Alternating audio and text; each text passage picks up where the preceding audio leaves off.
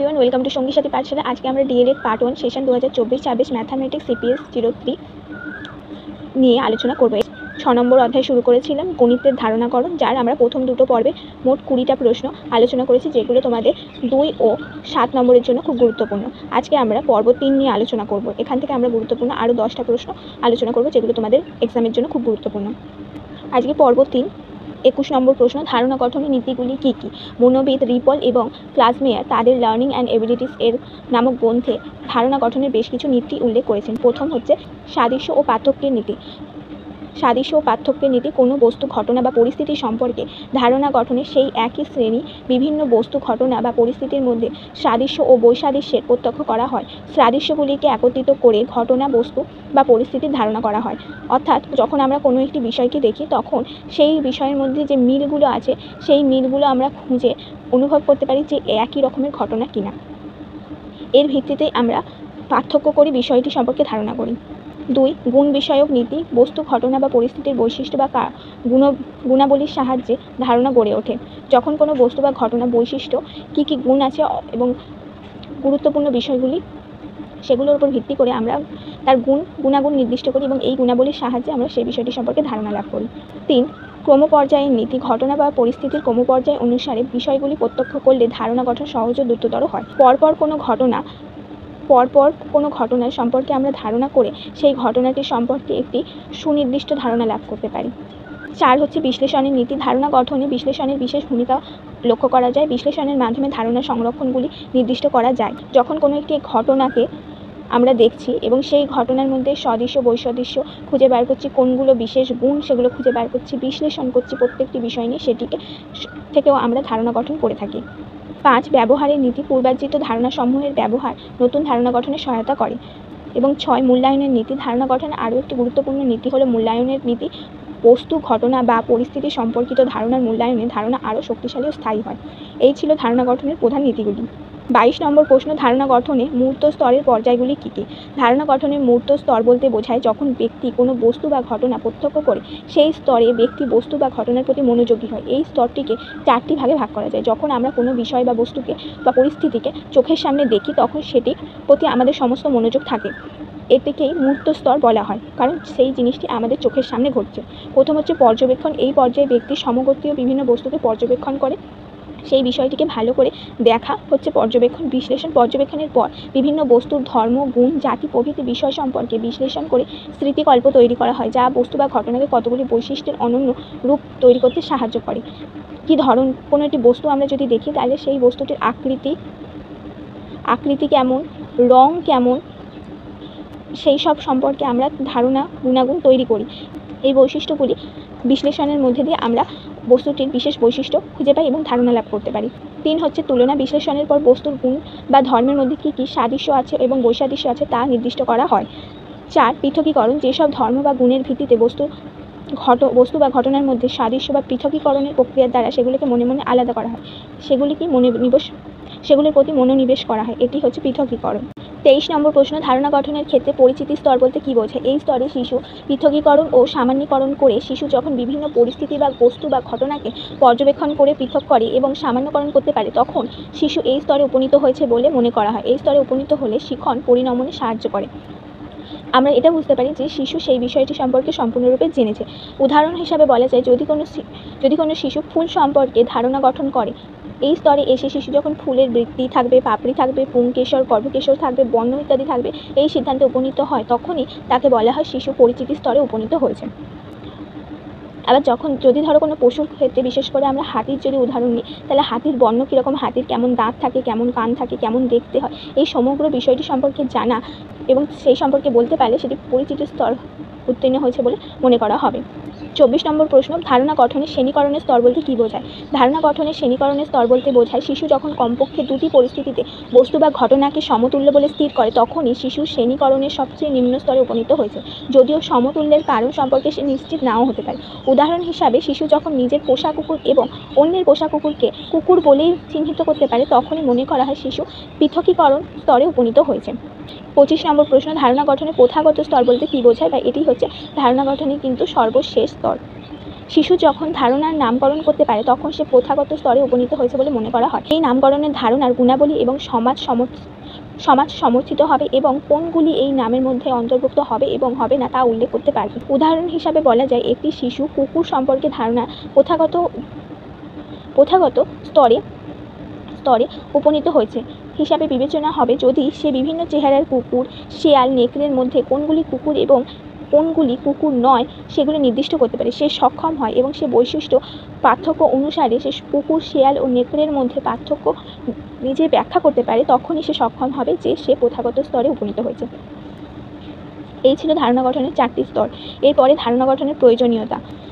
ধারণা গঠনের উচ্চ স্তরের জটিল মানসিক প্রক্রিয়া, ব্যক্তির অভিযোজনের প্রক্রিয়া ধারণা বিশেষভাবে সক্রিয় হয়। তাই সার্থক অভিযোজনের জন্য ধারণা গঠন বিশেষ গুরুত্বপূর্ণ। আমাদের জীবনে বিশেষ করে শিখন এবং সমস্যা সমাধানের ধারণার গঠনের প্রয়োজনীয়তা খুব উল্লেখযোগ্য। কখনো কোনো বিষয় সম্পর্কে আমরা যে ধারণা তৈরি করি সেই বিষয় সম্পর্কে ধারণা গঠনের জন্য আমরা বিভিন্ন সমস্যার সম্মুখীন হই, সেই সমাধানের মধ্যে দিয়ে আমরা সেই সম্পর্কে একটি ধারণা লাভ করি। এটি কিন্তু একটি জটিল প্রক্রিয়া এবং এই জন্য ধারণার অত্যন্ত প্রয়োজন রয়েছে। প্রথম হচ্ছে উদ্দীপকের জটিলতা হ্রাস করা। ধারণা গঠন উদ্দীপকের জটিলতা হ্রাস করে শিক্ষার্থীর অভিজ্ঞতা অর্জন করতে সাহায্য করে। যদি উদ্দীপকের প্রতিটি সময়ের প্রতি প্রতিটি বৈশিষ্ট্যের প্রতি প্রতিক্রিয়া করতে হয় উদ্দীপকের অর্থ বুঝতে বা বোঝাতে হলে, তাহলে আমাদের জীবন অসহ্যকর হয়ে উঠত। যেমন বাড়ি বলতে গিয়ে যদি আমাদের সর্বদা বলতে হয় একটি আবদ্ধ স্থান যার দরজা জানলা আছে, মেঝে আছে, ছাদ আছে ইত্যাদি, তাহলে আমাদের অবস্থা কী হতো তা সহজে অনুমান করা যায়। আমরা এত কথা না বলে শুধু বাড়ি বলে বাড়ি শব্দটির মধ্যে দিয়ে আমরা সমস্ত বিষয়টি বুঝে যেতে পারি। এইটাই হচ্ছে উদ্দীপকের জটিলতা হ্রাস। কোনো একটি শব্দ সম্পর্কে আমরা বললে সেই শব্দটি সম্পর্কে আমরা ধারণা করে নিতে পারি কোন বস্তু সম্পর্কে আমাদের সেই কথাটা বলা হচ্ছে। 2 হচ্ছে নতুন শিখন ও সংরক্ষণে সহায়তা করে। ধারণা শিক্ষার্থীরা যখন নতুন শিক্ষণীয় পরিস্থিতির সম্মুখীন হয় তখন সে ইতিমধ্যে অর্জিত ধারণার প্রেক্ষিতে নতুন পরিস্থিতিকে বিন্যস্ত করে এবং আয়ত্ত করে। এর ফলে নতুন শিখন যেমন সহজ হয় তেমনই বিষয়টি সংরক্ষণে সাহায্য হয়ে থাকে। যখন কোনো একটি পুরনো বিষয় সম্পর্কে শিক্ষার্থীর ধারণা আছে, ধরো আমরা যদি বলি একটি গাছ সম্পর্কে শিক্ষার্থীরা জানে যে গাছের মূল আছে, কাণ্ড আছে এবং পাতা আছে এবং শাখা উপশাখাও আছে, এই সবটি মিলিয়ে হচ্ছে গাছ। এরপরে যখন আমরা পাতার বিভিন্ন বিষয় সম্পর্কে, শিরা উপশিরা বিভিন্ন বিষয় সম্পর্কে বিশ্লেষণ করব তখন সেটিকে অতি সহজে আয়ত্ত করতে পারবে। 3 অপ্রয়োজনীয় উদ্দীপক পরিহার। আমরা যখন কোনো পরিস্থিতির সম্মুখীন হই তখন পরিস্থিতির সমস্ত বৈশিষ্ট্যের প্রতি প্রতিক্রিয়া করি না, পরিস্থিতির প্রয়োজনীয় অংশটুকু বিচার করি এবং বাকি অংশ পরিহার করি।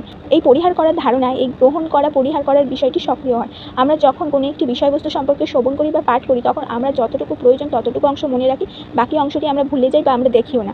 এটাকেই আমরা প্রয়োজনীয় উদ্দীপকের পরিহার। কারণ আমাদের ধারণা আছে কোন বিষয়টি, আমাদের পাঠ্য বইয়েতেও অনেক কিছু থাকে, কিন্তু যখন আমরা কোনো সংজ্ঞা জানতে চাই তখন শুধু আমরা সেই সংজ্ঞার অংশটুকুই পাঠ করি, এর বেশি কিছু পড়তে চাই না। এর পরের পয়েন্ট হচ্ছে শিক্ষার্থীদের সমস্যা সমাধানের সহায়তা। শিক্ষার্থী যখন কোনো সমস্যামূলক পরিস্থিতির সম্মুখীন হয় তখন সে পূর্ব ধারণার ভিত্তিতে সমস্যা উপাদানগুলি বিশ্লেষণ করে সমাধানের প্রয়াসী হয়। শেষ পয়েন্ট, তথ্য সংরক্ষণের সহায়তা। ধারণা গঠনের সাহায্যে শিক্ষার্থী অনেক তথ্য স্মৃতিতে ধারণ করে রাখতে সক্ষম হয়, আবার ধারণা নামকরণের মধ্যে দিয়ে শেখা অনেক তথ্য সংরক্ষণ করে থাকে। আমরা বিভিন্ন শব্দের মধ্যে দিয়ে অনেক কিছু সম্পর্কে ধারণা লাভ করে থাকি। এই এক একটি শব্দ সম্পর্কে যদি আমরা বিশ্লেষণ করতে যাই তাহলে অনেক কিছু বিষয় জানতে পারবো, বুঝতে পারবো, কিন্তু সেটিকে আমরা একটি শব্দের মধ্যে দিয়ে বুঝে দেই। এটি হচ্ছে আমাদের ধারণা। এরপর 27 নম্বর প্রশ্ন, ধারণা গঠন সম্পর্কে পিঁয়াজের মতবাদ উল্লেখ করো। ধারণা গঠন সম্পর্কে মনোবিদ পিঁয়াজের মতবাদ বিশেষ গুরুত্বপূর্ণ। তিনি বৌদ্ধিক বিকাশের সঙ্গে ধারণা বিকাশের বিভিন্ন সম্পর্কের কথা বলেছেন। তার বৌদ্ধিক বিকাশের 4টি প্রধান স্তরের কথা তিনি বলেছেন। বৌদ্ধিক বিকাশের স্তরগুলির সঙ্গে ধারণা গঠনের বিশেষ সম্পর্ক আছে। বৌদ্ধিক বিকাশের প্রথম স্তর হচ্ছে সংবেদন সঞ্চালনমূলক স্তর, 0 থেকে 2 বছর। প্রথম স্তরেটি বা সংবেদন সঞ্চালনমূলক স্তরে শিশু যে প্রক্রিয়ার সাহায্যে ধারণা গঠন করে তা হল আত্মীকরণ ও উপযোজন। এই স্তরে শিশু বিভিন্ন ধরনের স্কিমা বা জ্ঞান বা মানসিক প্রতিচ্ছবি প্রস্তুত করে, এর সাহায্যে সে ধারণা গঠন করে। প্রত্যেকটি বিষয় সম্পর্কে ক্ষুদ্র ক্ষুদ্র বিষয়, স্কিমা হলো জ্ঞানের ক্ষুদ্র রূপ, সেই ক্ষুদ্র ক্ষুদ্র বিষয় সম্পর্কে সে ধারণা লাভ করে এবং সেই বিষয় সম্পর্কে সে জানে, দেখে এবং বোঝে। এটাই সংবেদন সঞ্চালনমূলক স্তর, যেখানে সে বিভিন্ন বস্তু দেখছে এবং তার গঠন, আকৃতি ইত্যাদি ওপর নির্ভর করে সে শব্দের মাধ্যমে বস্তুটির সাথে পরিচিত হচ্ছে। এরপর হচ্ছে পাক সক্রিয়তা স্তর, 2 থেকে 7 বছর। পাক সক্রিয়তা স্তরে শিশু বিভিন্ন প্রতীকের সাহায্যে ধারণা সংগঠন করতে পারে, অর্থাৎ বস্তু শিক্ষার্থীর সামনে উপস্থিত না থাকলেও ধারণা গঠন সম্ভব। এই সময় তোমরা যদি বাড়ি বলো, বাড়ি বা কোনো একটি কলম ইত্যাদি সম্পর্কে শিশু জানে। এই শব্দগুলি বললেই তাদের সামনে তার ছবিটি তৈরি হয়ে যাবে। 3 নম্বর স্তর হচ্ছে মূর্ত সক্রিয়তা স্তর, 7 থেকে 11 বছর। মূর্ত সক্রিয়তা স্তরে শিশু বিভিন্ন ধরনের চিন্তা করতে শেখে এবং তার মধ্যে বিভিন্ন বস্তুর শ্রেণীকরণের ক্ষমতা দেখা দেয়।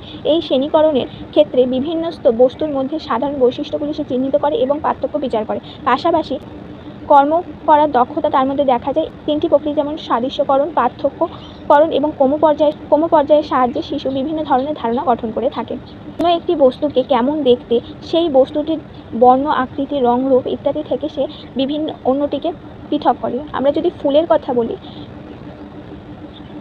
কিন্তু বিভিন্ন ধরনের ফুল আছে, কখনো টগর, শিউলি, বেল।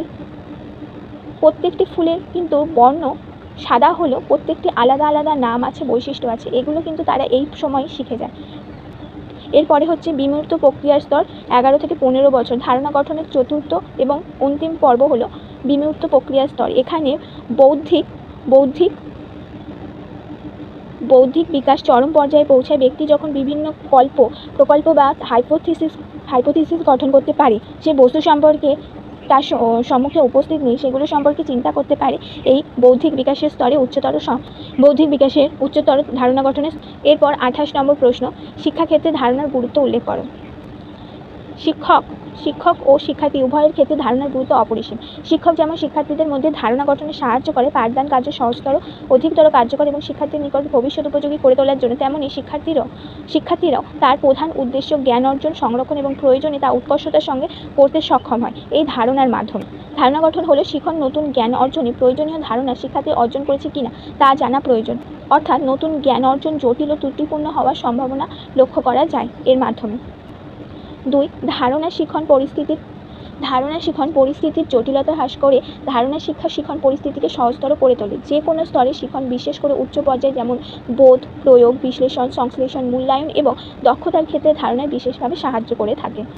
ধারণা গঠনে শিখনের সময় ও শ্রম লাঘব করে।